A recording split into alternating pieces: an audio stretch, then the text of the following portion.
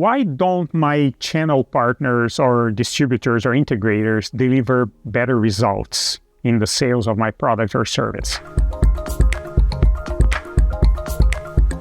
If you're not born in Canada, but you're now doing business here, this is the place for you. Click here the subscribe button, set up the alert, and if you like this video, click the like button for us. It's a very common thing, right? I mean, if you sell products, sometimes you sell directly to your end user who's going to be using your product, or sometimes you sell through a distributor. That's a very normal thing. But in software and other solutions, like more in the technology side, also this is very common because sometimes we have what we call the integrator, right? It's not like somebody will buy directly from you, but you'll buy different things from different suppliers, but through somebody that integrates all these solutions together in a package. So in any case, you could be selling products or services, or more like tangible or intangible, but you may have that intermediary. Like, it's kind of a word that most people don't like, but I like to look for good in the situation, right? So what we have that this integrator or distributor does, I mean, they do provide, if they're doing a good job,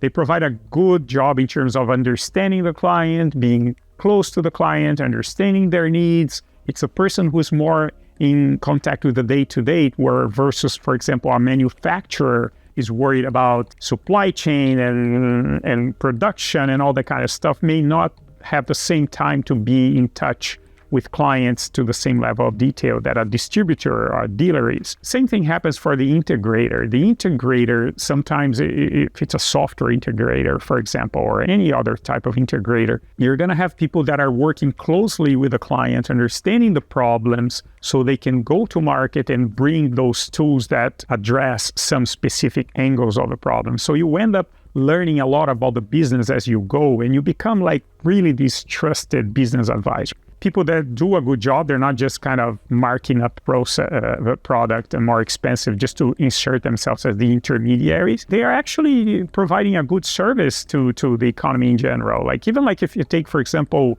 a food broker that sells products from manufacturers of food to whatever, like, or food processors to, let's say, a supermarket chain. I mean, they do provide a very good service where they are monitoring the market for what's new, what are the trends, and they understand the needs of the supermarkets. What do they need? So in any area of the economy, when you have somebody as an intermediary, it does not necessarily mean it's a bad thing. A lot of people think it is, oh, let's cut the middleman, let's go directly. Well, sometimes the middleman provides a very good service and a very good value, and there's a reason for their existence, right? As kind of intermediaries, meaning they are the shock absorbers between the two sides. They are the ones that align a lot of things that sometimes the deals wouldn't happen if people were talking directly to each other. Somebody in the middle has to make it happen. Okay, so that's a lot to talk about the intermediary or the distributor. But this is what happens though. If you are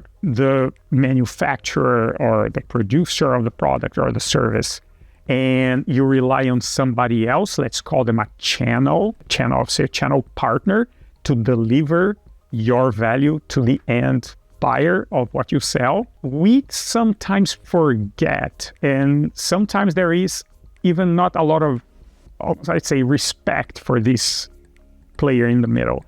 We tend to think, yeah, no, just go and sell because the client needs it and it's fantastic. You should be delivering the results. There is a bit of a misconception sometimes that what is actual, the true value is in the production of the product or the service. No, we created this solution. This is fantastic. So just go there and sell. And here's the thing, the value that the client is receiving, it's not only the intrinsic value of the product or the service. It has to do, am I getting the amount I want at the time that I want? Do I have the right technical assistant or customer service, or do I have the right? So sometimes these intermediaries are people that provide all these extra things that may be important to the clients, and payment terms or whatever it may be. Or because in many cases, again, the producer of the original value, of the intrinsic value of the product or the service, is very focused on creating that solution, and it's not necessarily close to the end user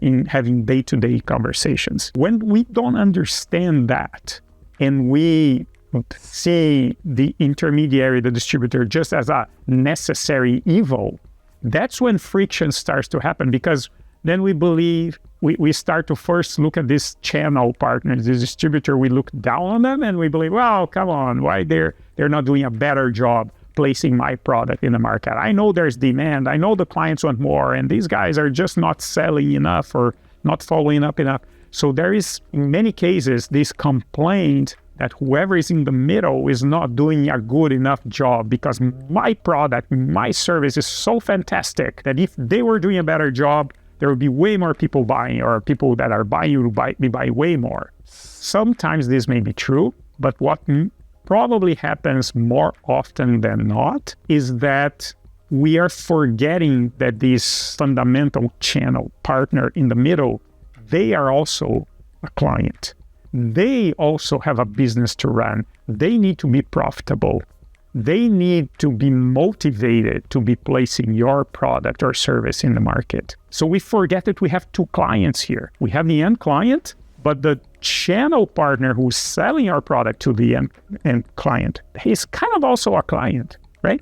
Because we have to align motivation. It's almost like getting somebody else to do something that you want. And sometimes it happens, but sometimes not. It even happens in management internally. It's not like because something is in the job description that people will be super motivated to deliver on that. Some people are, but some people aren't. And why is it happening that some people are not as motivated? Well, maybe it's a leadership style. Maybe there's going to be a number of things. I'm not going to give any prescription here, but what I'm saying is, jumping to the conclusion that whoever is in the middle is just not being competent enough selling because we are giving them the great opportunity to distribute our product that is fantastic, that attitude certainly doesn't help that person sell more. It doesn't make them more motivated to sell my product, right?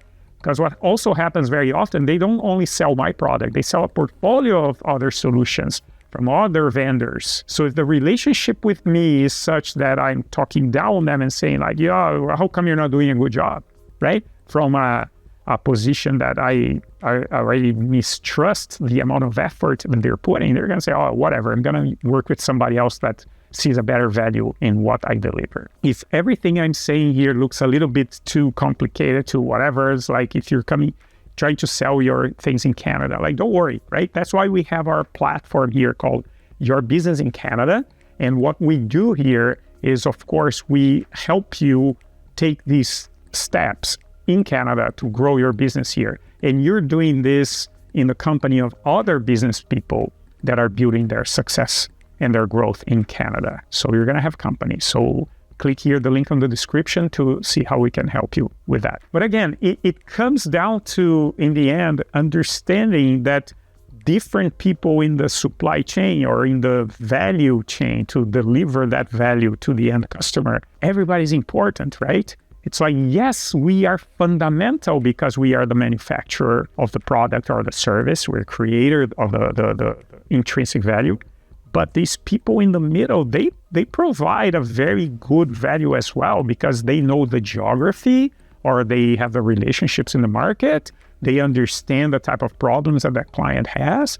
So I want these guys on my corner, being part of my team. And the best way to do it is if I treat them also as a client. Say, hey, what do you need to make my product line very successful, become one of the best product lines that you sell? Like, what is within my power that I can do? Like, let's do it together. It's going to be good for everybody, right?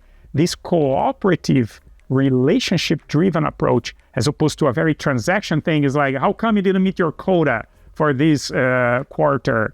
Yeah, you're not working hard enough, as my product is fantastic and I know there's a demand there.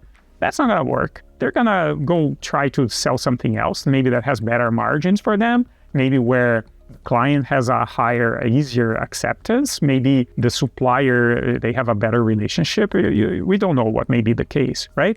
But certainly it helps when we look for a win-win-win situation. Win for us who are creating the original value, win for the client that's receiving the value and making that problem go away or receiving that opportunity, and also a win for whoever is in the middle that knew the two sides and said, hey, let me connect these two because all this is going to be good for everybody.